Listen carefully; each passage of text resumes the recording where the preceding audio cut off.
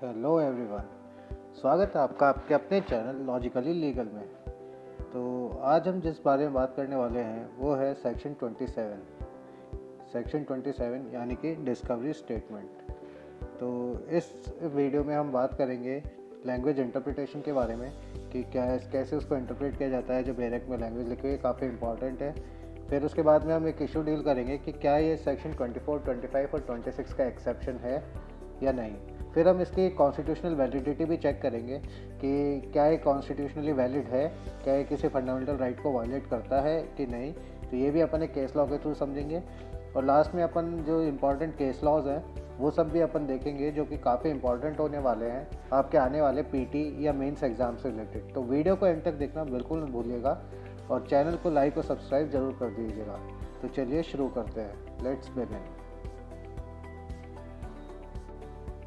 तो अब हम बात करते हैं सेक्शन 27 में उसकी हेडिंग में क्या लिखा है। How much of information received from the accused may be prove. तो ये आपके काफ़ी इंपॉर्टेंट होने वाला है। आपके नेक्स्ट एग्जाम में इसमें से क्वेश्चन आना 90% तक चांसेस है कि इसमें से क्वेश्चन आए, क्योंकि एविडेंस एक्ट का भी काफ़ी इंपॉर्टेंट टॉपिक हो जाता है। तो चलिए शुरू करते हैं इंटरप्रिटेशन के साथ। तो सबसे पहले इसको जो स्टार्टिंग होती है वो होती है प्रोवाइडेड डेट से। अब प्रोवाइडेड डेट से ही हमें समझ आ जाता है कि एक एक्सेप्शन है, और वो एक्सेप्शन किसका है ये अपन आगे वाले वीडियो में देखेंगे। वीडियो के लेटर पार्ट में अपन इसको चेक करेंगे कि एक्सेप्शन किसका है। तो provided that when any fact is deposed का मतलब क्या हो गया, डिपोज्ड का मतलब हो गया टू गिव एविडेंस। और यहाँ पे जो फैक्ट की बात हो रही है वो बात हो रही है किसी ऑब्जेक्ट के बारे में। यानी किसी ऑब्जेक्ट के अगर आप एविडेंस देते हो, कोई एक फैक्ट का ऐसा एविडेंस देते हो, और वो फैक्ट कैसा होना चाहिए, किसी ऑब्जेक्ट से रिलेटेड होना चाहिए, और वो डिस्कवर हो जाता है। डिस्कवर किसके थ्रू, बाय पुलिस ऑफिसर। अब वो पुलिस ऑफिसर के थ्रू डिस्कवर हो जाता है इन कॉन्सिक्वेंस ऑफ इंफॉर्मेशन रिसीव्ड। अब किस कारण से वो डिस्कवर होता है कि वो जो इन्फॉर्मेशन है जो आपने उसको दी थी, मतलब जो अक्यूज़ ने उसको दी थी, उस इन्फॉर्मेशन के मिलने से जो पुलिस ऑफिसर है उसने एक फैक्ट डिस्कवर किया। और फैक्ट का मतलब क्या है, फैक्ट का मतलब हो गया अपना कोई ऑब्जेक्ट। तो by the statement of accused only in consequence of information received from person accuse. तो सिर्फ अक्यूज्ड ही जो है स्टेटमेंट देगा, और उसी स्टेटमेंट के बेसिस पे कोई डिस्कवरी होती है वो सेक्शन 27 उसको कवर करता है। ऑफ एनी ऑफेंस, अब अक्यूज्ड ऑफ एनी ऑफेंस जरूरी नहीं है उसको किसी मर्डर वगैरह या मतलब ऐसे कोई पनिशमेंट की वो नहीं दे रखी है लिमिटेशन। किसी भी ऑफेंस के लिए अपन सेक्शन 27 यूज़ कर सकते हैं। In the custody of a police officer. अब जो अक्यूज्ड है उसका ज़रूरी होना चाहिए पुलिस ऑफिसर की कस्टडी में रहना जब वो स्टेटमेंट दे रहा था। मतलब अगर उसने कोई स्टेटमेंट दिया और वो पुलिस ऑफिसर की कस्टडी में नहीं है तो वहाँ पे सेक्शन 27 एप्लीकेबल नहीं होगा।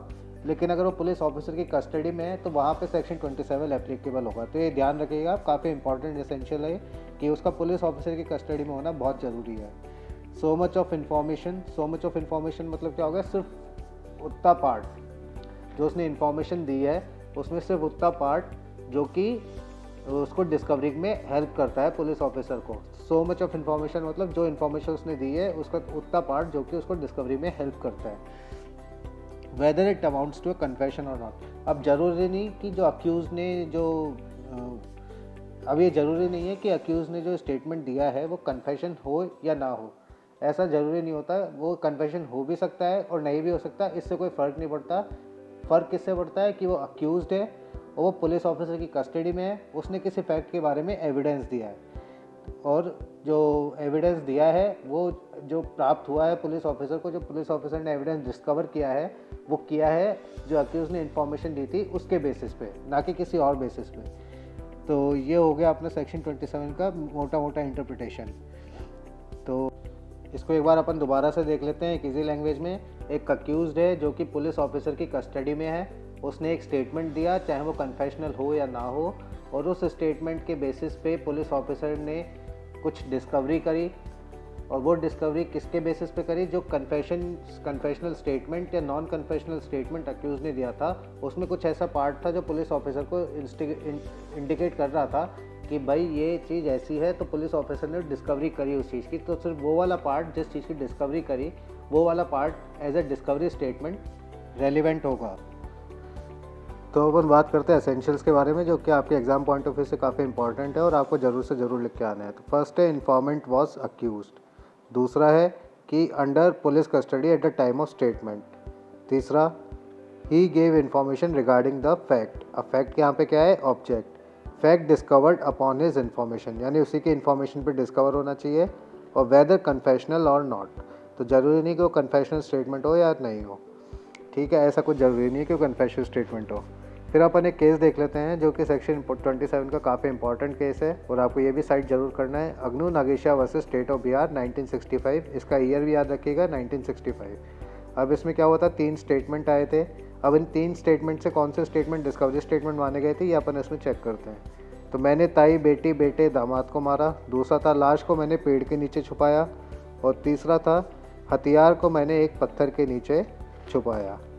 तो इसमें जो स्टेटमेंट रेलिवेंट है अंडर सेक्शन 27 वो है पेड़ के नीचे छुपाया और पत्थर के नीचे रखा, और बाकी कोई स्टेटमेंट रेलिवेंट नहीं है।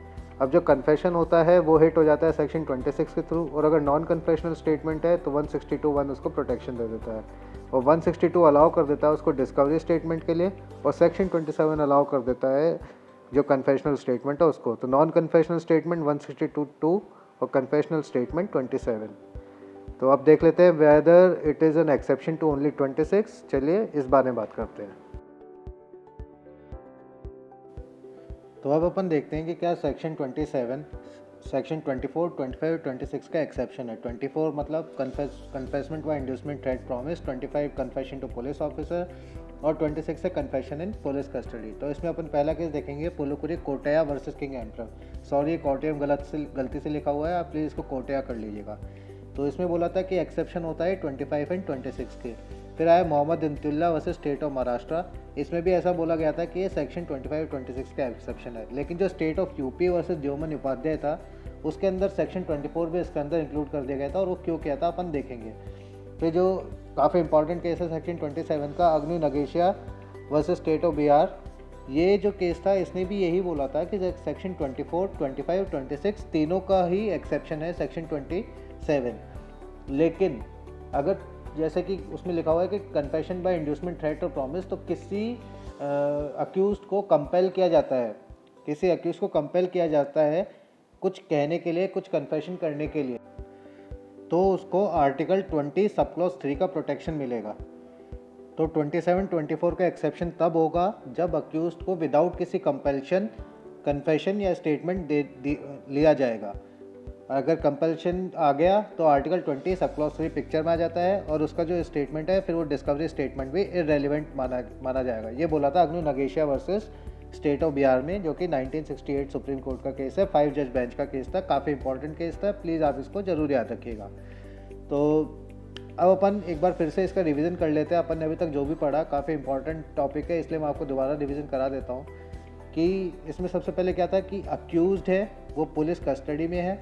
अब वो पुलिस कस्टडी में होने के बाद एक कैसे इन्फॉर्मेशन देता है, क्या करता है वो, गेव इन्फॉर्मेशन, किस बारे में, about any fact, regarding any fact.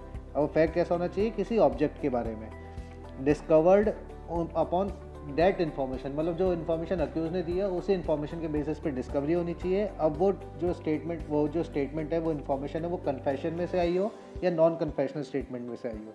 तो ये हो गया सेक्शन 27 का, जस्ट ये मोटा मोटा है, इसमें सेक्शन 27 भी है। इसको अपन एग्जाम्पल के थ्रू समझ लेते हैं। जैसे कि सपोज करिए मैंने मर्डर कर दिया एक्स का, और पुलिस ने मुझे पकड़ लिया है और मुझे हथकड़ी पहना के अपने साथ ले गई है। अब मेरे स्टेटमेंट रिकॉर्ड्स करे गए। अब जो मैंने स्टेटमेंट दिया वो ये था कि मैंने एक्स को मारा है एक चाकू से, और मैंने वो जो चाकू है वो एक सेंट्रल पार्क में डब्ल्यू बना हुआ है, उस डब्ल्यू के नीचे मैंने वो चाकू छुपाया है। तो अब आप बताइए कि इसमें से कौन सा डिस्कवरी स्टेटमेंट होगा। तो इसमें डिस्कवरी स्टेटमेंट ये वाला होगा कि I have hid the knife under a W in central park. तो सिर्फ ये वाला पार्ट जो है मेरे स्टेटमेंट का ही रेलिवेंट होगा और बाकी नहीं होगा। तो अब अगर ये सोचिए कि मैंने ये स्टेटमेंट नहीं दिया, ये वाला जो स्टेटमेंट है आई विद द नाइफ, इसकी जगह मैंने कुछ और बोला है। इसकी जगह मैंने क्या बोला है कि जो knife is lying on the Gandhi road, knife जो है वो गांधी रोड पे पड़ा हुआ है, ओपनली पड़ा हुआ है। तो ये जो स्टेटमेंट है, अब ये डिस्कवरी स्टेटमेंट नहीं होगा, क्योंकि ये जो नाइफ है उसमें मेरे नॉलेज की ज़रूरत नहीं है, वो ओपन में पड़ा हुआ है, तो कोई भी उसको फाइंड आउट कर सकता है। तो इसमें डिस्कवरी स्टेटमेंट ये नहीं माना जाएगा। कोई भी अगर अक्यूज की नॉलेज के बिना चीज़ मिल सकती है तो वो डिस्कवरी स्टेटमेंट नहीं होगा। तो ये काफ़ी इंपॉर्टेंट पॉइंट था ये जो मैंने आपको बताया है। तो अब जल्दी से बात कर लेते हैं अपन वैलिडिटी ऑफ सेक्शन 27 के बारे में कि क्या ये कॉन्स्टिट्यूशनली वैलिड है कि नहीं है। तो इसके लिए अपन देखेंगे state of UP versus Deoman Upadhyaya 1960 Supreme Court. काफ़ी इंपॉर्टेंट केस है। इस वीडियो में जितने भी 4 केसेस मैंने डिस्कस करे वो चारों आपको याद होने चाहिए, क्योंकि पीटी में अक्सर मैंने देखे हैं आते हुए और वो काफ़ी पूछे जाते हैं। तो इस केस में कंटेंशन ये उठाता है कि पुलिस कस्टडी में जो स्टेटमेंट जो कन्फेशन आता है उसको आपने इंक्लूड किया है, लेकिन जो पुलिस कस्टडी में नहीं आता उसको आपने इंक्लूड नहीं किया। तो क्या ये अनरीजनेबल क्लासिफिकेशन नहीं है? और अगर ये अनरीजनेबल क्लासिफिकेशन है तो ये वॉयलेटिव ऑफ आर्टिकल 14 है। तो आर्टिकल 14 में अपन ने डिस्कस किया था कि रीजनेबल क्लासिफिकेशन होना चाहिए, तो उसके वॉयलेटिव है। अगर आपने वो वीडियो नहीं देखी तो प्लीज़ जाके वो वीडियो ज़रूर देखिए। तो इस केस के ऊपर, किस इशू के ऊपर, इस कंटेंशन के ऊपर कोर्ट ने क्या कहा था? कोर्ट ने कहा था कि ये कम्प्लीटली वैलिड है। क्यों? क्योंकि ये वर्क ऑफ लेजिस्लेचर है। एक लेजिस्लेचर का काम है एक लॉ बनाना, और लेजिस्लेचर ने ही उसमें अंडर इंक्लूजन किया है। अंडर इंक्लूजन मतलब कि जितने लोग इंक्लूड होने चाहिए थे उतने ना करके कम लोग इंक्लूड कर रहे हैं। इस लॉ के बेसिक पर्पस को ये मीट करता है, मिसचीफ इसमें कुछ है नहीं। तो फिर इस कारण से ये कम्प्लीटली वैलिड है और इसमें एक लेजिस्लेटिव प्रूडेंस यूज़ करी गई है। तो इस कारण से ये जो सेक्शन 27 है ये कॉन्स्टिट्यूशनली वैलिड है। तो आज के लिए बस इतना ही। मिलते हैं अगली वीडियो में। तो आपको वीडियो अच्छी लगी तो लाइक करें, शेयर करें और सब्सक्राइब करें। सब्सक्राइब ज़रूर कर दिया करो यार, because I need your support, ताकि मैं अच्छे अच्छे वीडियोज़ और ला पाऊँ, बहुत और ज़्यादा अच्छे वीडियोज़ आपके लिए ला पाऊँ, ताकि आप जल्दी से जज बन पाओ। तो happy justicing, till then bye bye.